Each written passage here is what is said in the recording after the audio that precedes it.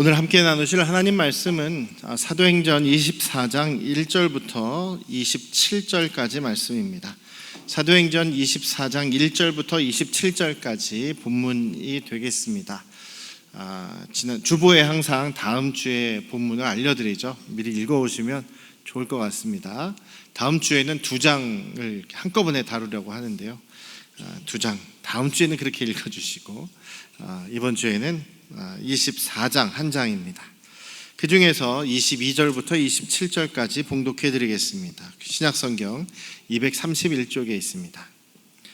벨릭스가 이 도에 관한 것을 더 자세히 아는 고로 연기하여 이르되 천부장 루시아가 내려오거든 너희 이를 처결하리라 하고 백부장에게 명하여 바울을 지키되 자유를 주고 그의 친구들이 그를 돌보아 주는 것을 금하지 말라 하니라.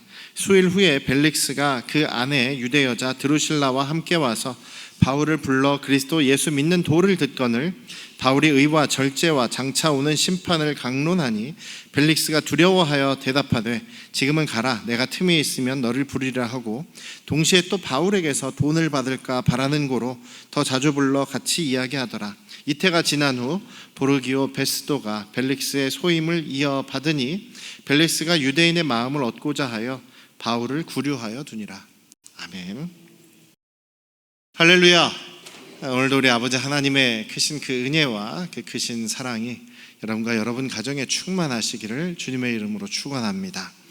여러분들 지금까지 살아오시면서 직접 만나고 직접 이제 이야기도 하고 대화했던 사람들 중에서 가장 악한 사람은 누구였습니까? 진짜 나쁜 사람 여러분들 만나보셨습니까?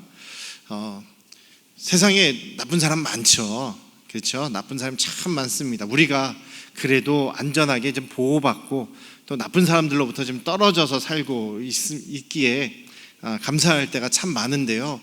요즘에 보면 서울에 이제 사람들이 춤추고 노래하고 막 술 마시고 그러는 클럽이라는 게 있거든요. 젊은 사람들이 특히 많이 가는 그런 곳에 조금 이제 여성들이 특히 여성들을 예쁘고 날씬하고 이런 사람들한테 술에다가 약을 타가지고 약을 타기도 하고 마약을 타기도 하고 수면제를 타기도 하고 해서 그 여인의 인생을 그냥 망쳐버리는 그런 일들이 많다고 해요. 또 강남 쪽에 오히려 부유층 그 자제들 학생들 중학교 혹은 고등학교 학생들을 노린 수법이 뭐냐면 집중력에 도움이 되는 약이다라 그래서 집중력에 도움이 되는 약이다 그래서 마약을 준다는 거예요. 요즘 마약을 구하기가 되게 쉽대요. 그래서 그거 이제 집중력 도움이 되는 약이라고 속아서 한 번, 두 번 먹다 보면 마약에 중독이 되는 거예요. 그래서 그 약국에서도 쉽게 살 수 있는 그런 약이래요. 근데 그게 마약 성분이 강해서 미국에 보니까 어떤 한 도시, 시골의 한 동네 전체가 주민 거의 90% 이상이 마약에 중독돼 가지고 좀비 마을이라는 그런 거 여러분들 검색해 보시면 나와요. 이렇게 실제 상황이라는 겁니다. 그런 일들이 있고 또 중국에 여행을 간 할아버지 할머니가 오랜만에 그 자식들 이렇게 편하게 쉬라고 손주 하나 데리고 중국 여행을 갔는데 그 수도 베이징 그 북경에서 잠시 이렇게 신호등 대기하려고 기다리고 있는데 갑자기 아이가 사라진 거예요. 8살 아이가 사라졌어요. 알고 봤더니 인신매매를 당해가지고 거기서 못 찾죠. 그래서 애가 어떻게 되겠습니까? 거기서 다 장기 다 뽑아가지고 애를 죽이고 다 장기 팔아먹는 이런 일들이 비일비재하게 많죠. 우리는 그런 사람들을 볼 때 뭐라고 합니까? 저 진짜 처죽일 놈들, 나쁜 놈들, 악한 사람들 막 이런 얘기들을 하죠.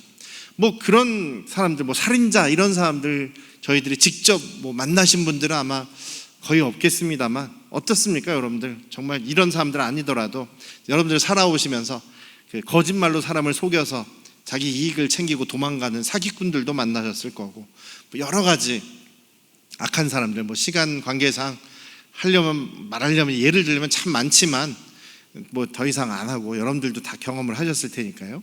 그랬을 것 같아요. 그러면 저와 여러분들은 의인입니까?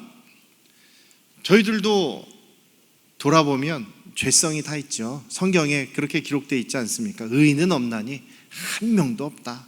모든 사람이 다 크고 작은 어쨌든 주님 보실 때에는 다 죄를 지은 사람들이다.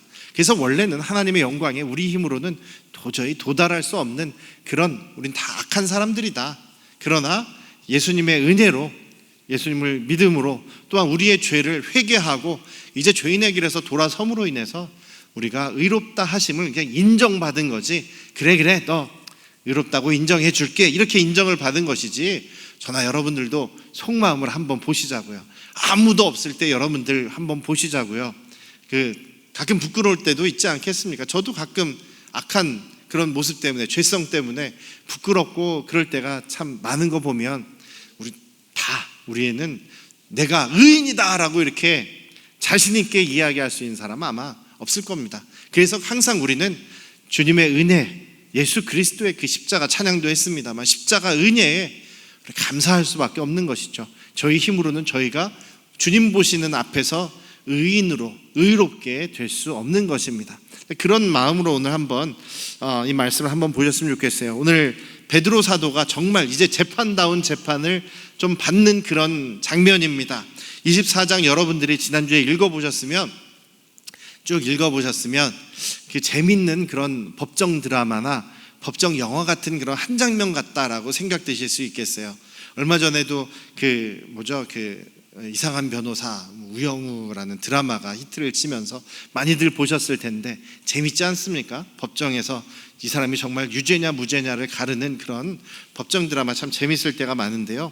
오늘 바울이 그 유대의 총독, 로마에서 파견한 그 총독 벨릭스 앞에서 정말 좀 진짜 재판다운 재판을 좀 받는 내용이 있어요. 그런데 쭉 읽어보셨으면 아시겠지만 바울 사도 외에는 여기 이제 24장에 등장하는 그런 등장 인물들은 생각해보면 전부 다 나쁜 놈들인 거예요. 나쁜 놈들 주위에 바울 사도 혼자 주님께서 인정하신, 의롭다 인정하신 그 의로운 사람 한 명이 서 있는 그런 모습이 될 것입니다. 그래서 한번 설명을 해드릴 건데요. 이제 간단하게는 그런 내용입니다. 이제 유대 총독 앞에서 재판을 받습니다. 먼저는 고소 측이 이제 주장을 하는 거예요. 고소 측이 대제사장 아나니아, 이제 사내들은 대표기도 하고 성전을 책임지는 그런 책임자이기도 하죠. 대제사장, 가장 높은 사람이 고소를 하는 겁니다. 근데 고발을 하는데 자기가 직접 하지 않아요. 말을 잘 못하는 건지. 그래서 그 당시에 굉장히 유명한, 그리고 유능하다고 알려진, 로마법과 세상법을 잘 안다고 하는 변호사를 고용을 했습니다. 변호사 이름이 더둘로라는 사람이라는 거예요. 그래서 기록이 많지는 않습니다만 더둘로라는 사람은 당시에 굉장히 유명한 사람이라는 겁니다. 굉장히 이 재판을 많이 이긴 사람이겠죠. 재판을 잘하는 그런 변호사가 데리고 왔어요. 그래서 이제 총독 앞에서 이제 고발하는 내용을 먼저 이야기를 합니다. 그리고 나서 바울 사도가 자신을 변호하죠. 바울 사도는 따로 변호사를 고용하지 않습니다. 본인이 자기 자신에 대해서 변호를 합니다. 그런데 이 내용을 이렇게 보셨으면 아시겠지만 더둘로 변호사는 이게 직업 변호사고 아주 유능하다고 했는데 별 내용이 없습니다. 아주 여러 이 두 절에 걸쳐서 긴 내용을 벨릭스 총독에게 아첨하는 내용이에요. 아부하는 내용. 아부한 다음에 바울 사도에 대한 내용은 별 얘기 없어요. 그냥 자극적인 단어만을 사용합니다. 저 전염병 같은 사람, 천에 흩어져 있는 유대인들을 아주 그냥 흔들어 놓는 사람, 소요하는 사람, 소동이 일어나게 하는 사람, 또 나사렛 이단의 괴수, 우두머리. 그래서 언제 그리스도인들 중에서 바울 사도가 제일 최고의 지금 대표라고 지금 이야기를 하는 거예요. 그게 죄라는 겁니다. 성전을 지금 모독하는 일을 해서 우리가 붙잡았다, 이런 정도의 얘기만 하는 겁니다. 근데 바울 사도의 변호의 내용을 쭉 보시면 굉장히 지금 길게 변호한 내용을 보시면 조목조목 자기가 어떤 지금 이유로 여기에 와 있는지, 자기가 어떤 일을 했는지, 자기는 잘못한 것이 없다는 것을 구체적이고 논리적이고 잘 설명을 합니다. 그러니까 직업 변호사보다 오히려 지금 바울 사도가 자신에 대한 변론을 더 잘해요. 더 완벽하게 하는 것 같아요. 그리고 이 벨릭스 총독도 그리스도인들에 대한 이 이야기를 잘 알고 있다는 거예요. 예수님의 복음을 전하는 내용도 잘 알고 있다는 겁니다. 그래서 어떻게 보면 바울 사도에 대해서 무죄를 판결할 수도 있어요. 무죄 판결을 할 수도 있는데 안 했다는 겁니다. 무죄 판결을, 이 사람이 지금 바울 사도가 무죄라는 것을 어떻게 하냐면 23절에 보시면 그 명령을 하죠. 바울 사도를 지키고 보호해라. 그런데 자유를 줘라. 자유하게 잘 풀어놔라. 아니 뭐 도망갈 것 같으면 왜 풀어놓습니까? 전혀 도망갈 사람도 아니고 또 잘못도 없는 걸 알기 때문이죠. 그리고 그의 친구든 누구든 와서 도와주는 것, 같이 교제하는 것을 막지 말아라. 이게 무슨 얘기입니까? 그냥 가둬만 놓다 뿐이지 이 사람은 죄가 없는 사람으로 지금 대우를 하고 있다는 것이죠. 그런데 풀어주지는 않습니다.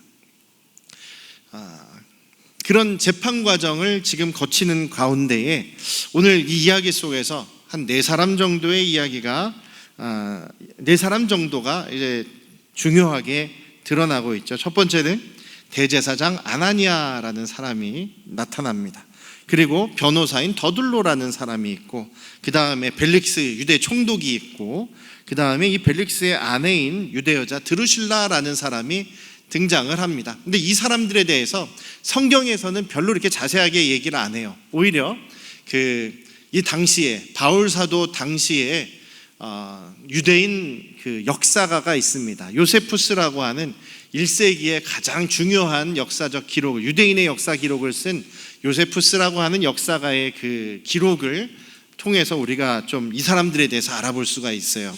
그리고 또 벨릭스 총독은 로마 총독이고 로마 관리였기 때문에 이 사람에 대한 기록이 오히려 더 많은 그런 자료들이 지금도 남아있다라고 합니다.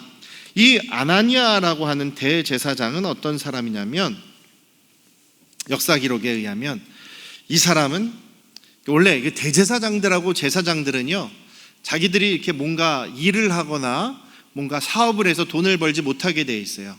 대신에 유대인들이 하나님께 드리는 바치는 11조를 가지고 이분들이 살아가게 되어 있습니다.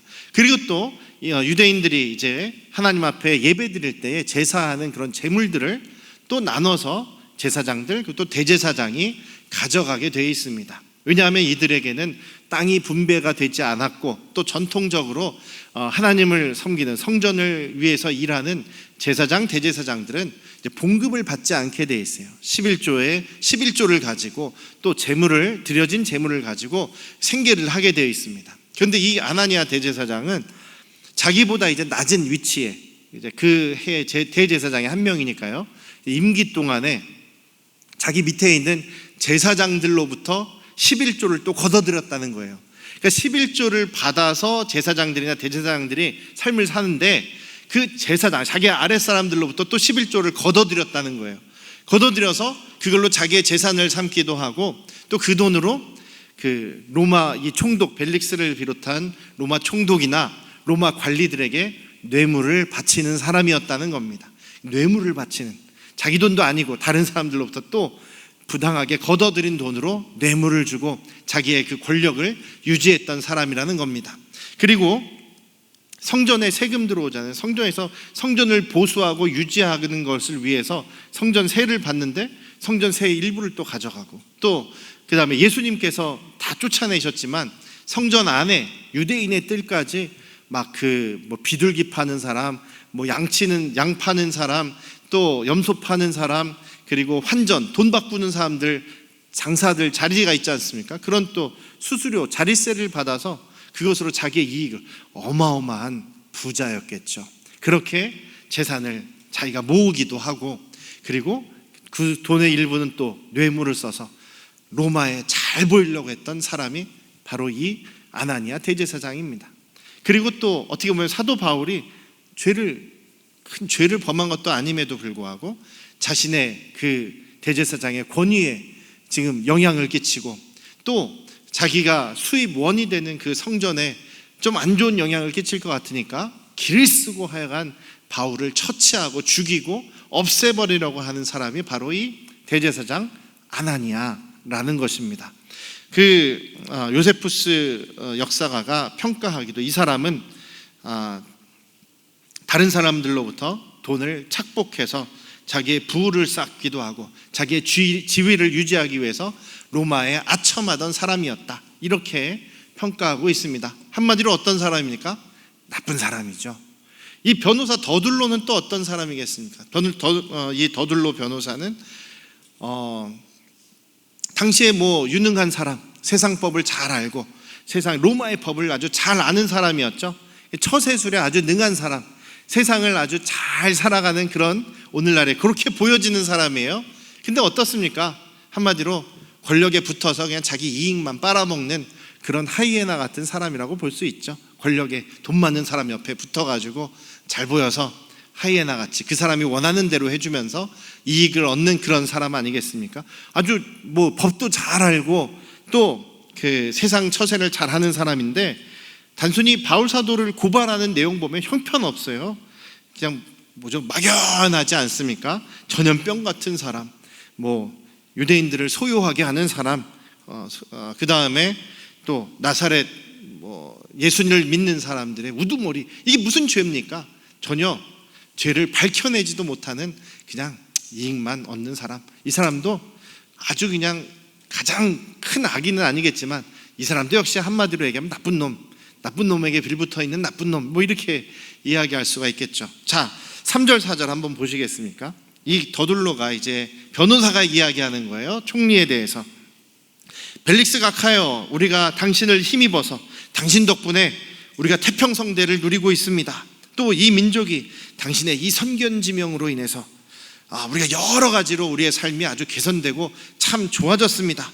그래서 우리가 어느 모양으로나 어느 곳에서나 항상 벨릭스 총독 당신을 생각할 때마다 감사합니다. 그리고 워낙 바쁘시다 보니까 제가 더 괴롭게 해드릴 수가 없지 않습니까? 그래서 제가 대충 간략하게 제가 말씀드립니다.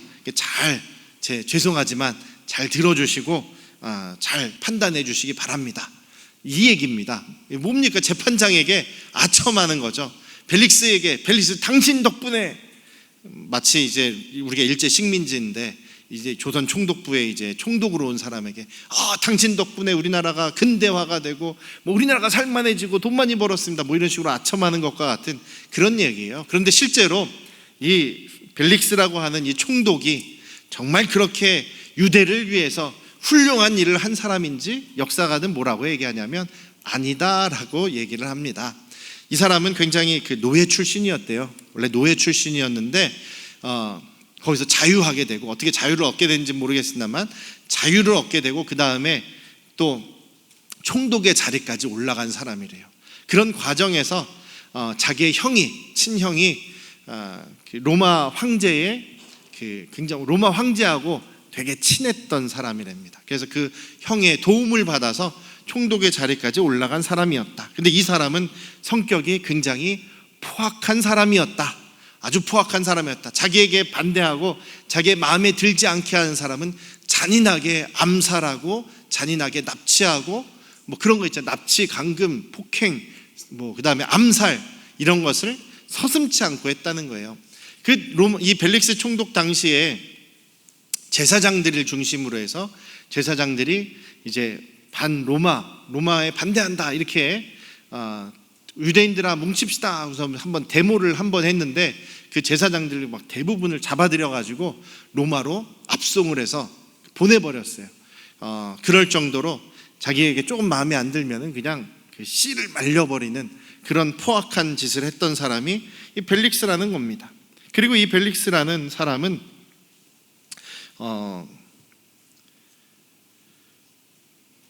총독의 지위를 이용해서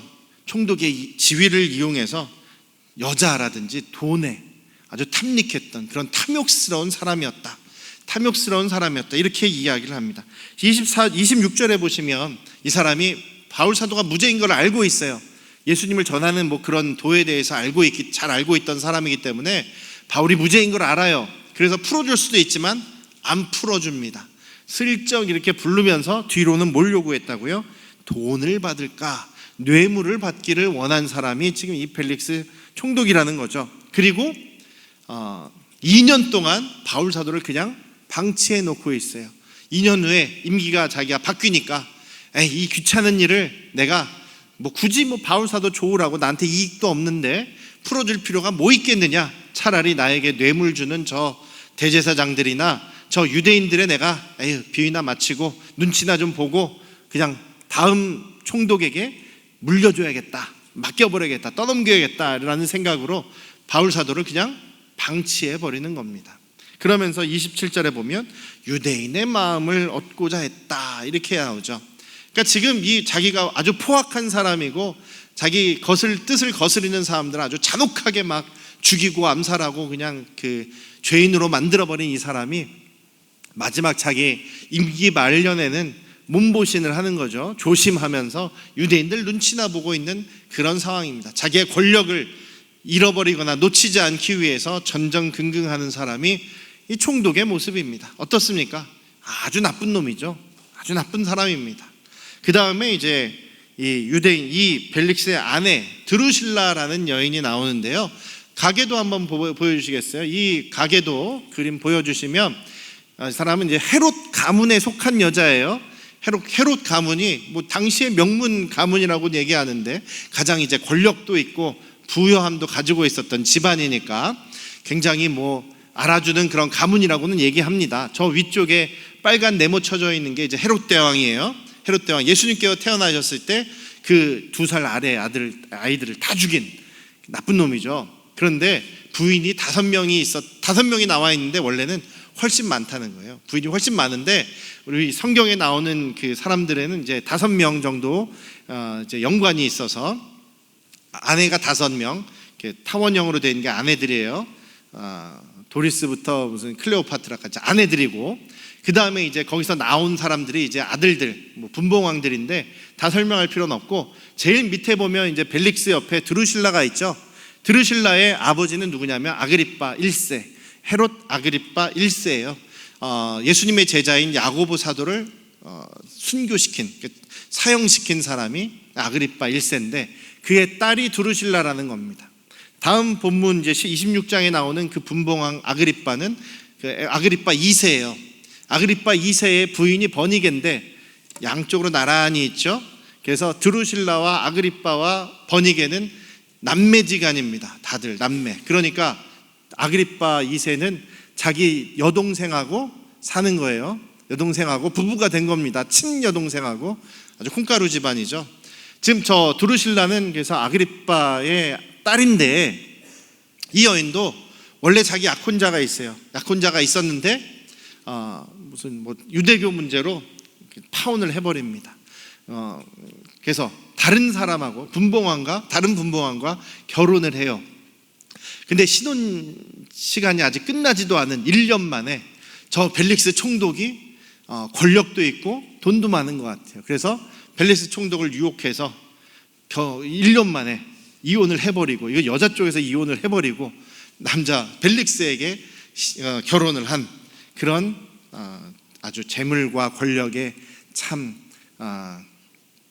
쫓아가는 그런 여인이었다. 이 여인도 나쁜 여인이다, 이렇게 볼 수가 있죠. 참 사람들 보면 다 이렇게 악한지 모르겠어요. 이제 그 그림 넘어가고요. 그렇습니다. 다 악합니다. 근데 여기서 보셔야 되는 거는 이제 2가지인데요. 악한 그 사람들을 보면서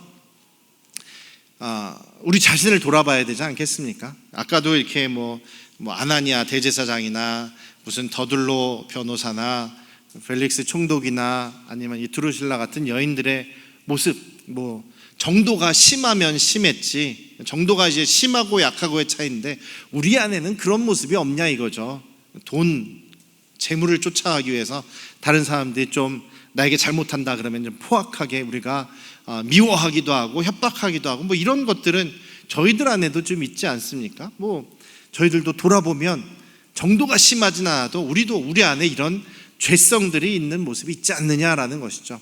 그래서 이런 악인들을 바라볼 때에 저 나쁜 놈 하고 욕하고 나는 괜찮지, 나는 의인이지 이렇게 생각하면 안 된다는 거죠. 아까 처음에도 말씀드렸듯이 의인이 하나도 없습니다. 저나 여러분들이나 죄성을 가진 악한 사람들입니다. 그러나 예수님의 은혜로 우리를 믿음 때문에, 우리 안에 예수님의 계시기 때문에, 예수님 때문에 우리를 의롭다고 봐주시는 것이죠. 그러니 여러분, 이런 악한 사람들에 대해서 에이 찌찌찌 손가락질만 하실 것이 아니라 우리도 우리 자신을 돌아보아 주님의 말씀 안에서 하루하루 더 온전하게 변화되고 회개하고 주님을 바라보며 나아가실 수 있는 그런 저와 여러분들 되시기를 주님의 이름으로 축원합니다. 그리고 또 이런 악인들에 대해서 우리 주님은 어떻게 하시냐면요, 계속 기회를 주십니다. 예수 그리스도의 그 부활의 주님의 그 복음을 전하게 하십니다. 들려주게 하십니다. 누구를 통해서요? 의로운 바울을 통해서요. 바울 사도는 계속 그래도 기회가 있을 때마다 오름에 대해서, 주님의 말씀에 대해서, 예수 그리스도의 부활의 복음에 대해서 얘기를 계속합니다. 그래서 다음 시간에도 그 아그리빠 그 분봉왕 앞에서 뭐라고 얘기합니까? 제가 결박당해 있는 이 상황 빼고는 여러분들도 저와 같이 그리스도인이 되기를 원합니다. 이렇게 이야기하지 않습니까? 그래서 주님의 마음은 이런 사람들 앞에서도 주님께서는 끝까지 그래도 기회를 주고 복음을 가르쳐 주시기를 원하신다라는 것을 잊지 않으시기를 주님의 이름으로 축원합니다. 그래서 저희도 악한 사람들에 대해서 그냥 손가락질만 하고 끝나는 것이 아니라 나의 악함은 없는지 돌아보고 또 우리를 계속 변화시켜 나가기를 주님의 이름으로 축원합니다. 또 예수님께서 바울 사도를 통해서 그들에게 기회를 주셨듯이 우리도 주님께서 그런 복음을 또 나누는 사람으로 불려주셨기에 우리도 그 복음을 나눌 수 있는 그런 저와 여러분들 되시기를 주님의 이름으로 축원합니다. 이 죄인들의 모습은 어떻습니까? 저 바울 사도 바울만 제거하면 우리의 지위가, 우리의 그 돈이, 우리의 뭐 권력이 유지될 것이다라고 생각하면서 어떻게 보면 좀 마음이 조급해하는 것 같아요. 당장이라도 빨리 저 바울을 없애버려야 된다라고 생각하는 것 같습니다. 그런데 이 악인들 앞에 선 바울의 모습은 어떻습니까? 굉장히 당당하고 의연하고 그리고 끝까지 주눅들거나 눌리지 않고 주님의 말씀을 담대하게 증거하죠. 이 말씀 구절이 하나가 생각이 나는데요, 그 말씀 구절이 뭐냐면 보여주세요. 잠언, 따라하라는 얘기가 아니고 잠언 28장 1절 말씀이에요. 다 같이 읽어봅시다. 시작. 악인은 시작. 악인은 쫓아오는 자가 없어도 도망하나 의인은 사자같이 담대하니라. 잠언 28장 1절 말씀이죠. 바울 사도의 모습이 이렇지 않습니까? 당당하죠. 그렇지만 그럼에도 불구하고 바울 사도는 내가 의롭다 뭐 이렇게 자랑하는 것이 아니라 굉장히 겸손하고 온유하고, 그렇지만 주님의 말씀을, 주님의 그 의로운 말씀을 분명하게 증거하는 모습이 바로 사자와 같은 바울 사도의 모습이 아닌가 싶습니다. 그래서 저도 그때 이스라엘에 갔을 때 가이사랴에 바울 사도가 그 벨릭스 앞에서 재판받던 그 자리일 거라고 생각되는 그 집무실의 그 거실 바닥, 지금도 모자이크 장식이 일부 남아있는 그 장식에 딱 서보니까요, 너무 감동이 되더라고요. 바울 사도가 이 자리에서 그 총독과 헤롯 아그리빠 왕 앞에서 담대하게 주님을 증거했구나라는 생각에 너무나 감동이 몰려오는 것을 경험했었습니다. 사랑하는 우리 안양 성도교회 가족 여러분, 우리는 아무것도 쫓아오는 사람 없어도 도망가는 악인 같은 사람이 되겠습니까? 아니면 어떤 악인들 사이에서도 사자와 같이 담대하고 의연하고 주님의 말씀을 증거하는 그런 믿음의 의인이 되시겠습니까? 그런 모습이 되시기를 주님의 이름으로 축원합니다. 기도하시겠습니다. 아버지 하나님, 담대한 믿음의 사람, 주님께서 그렇지만 내가 의로워서가 아니라 오직 예수 그리스도의 은혜로 인해서 의롭다 하심을 얻은 그런 사람으로서 늘 온유하고 겸손하게 또 믿음으로 굳게 서 있는 그런 사자와 같은 모습이 되는 저희들 되기를 원합니다.